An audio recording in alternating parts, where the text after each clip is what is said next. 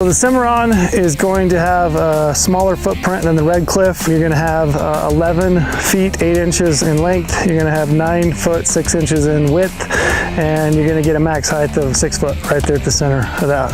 So it's a little bit smaller. It's going to sleep 4 people, maybe 3 to 4 people without a stove, 2 people with a stove.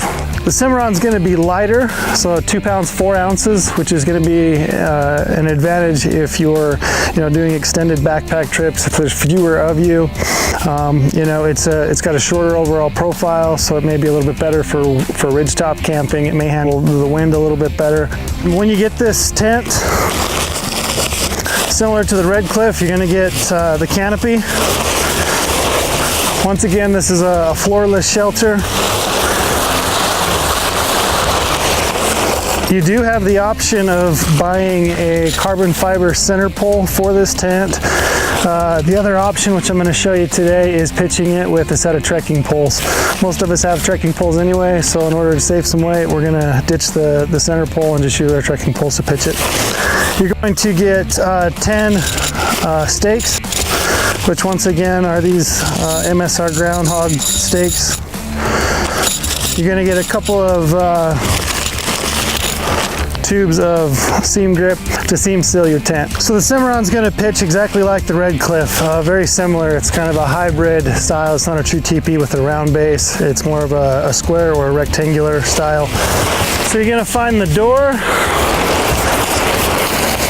You're going to go to the next guy out loop on this one and just pound in a stake.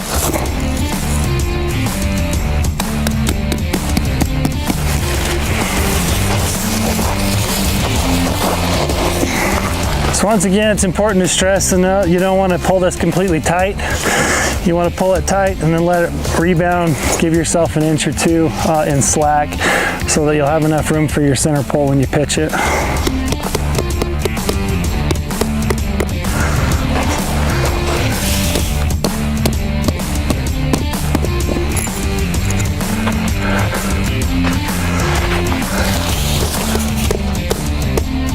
So we're just going to go ahead and put the pole in here and I'll show you what that looks like.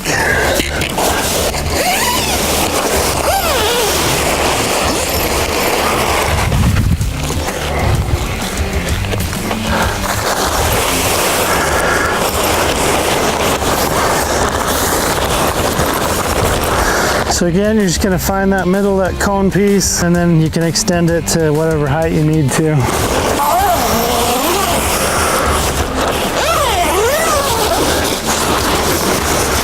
And from that point, it's just a matter of going in and putting your stakes in the rest of your tent, basically to pull that out. So I'll just take a few minutes and I'll pound these stakes in and kind of pull that out, and you can get an idea of what this tent looks like in comparison to the Red Cliff.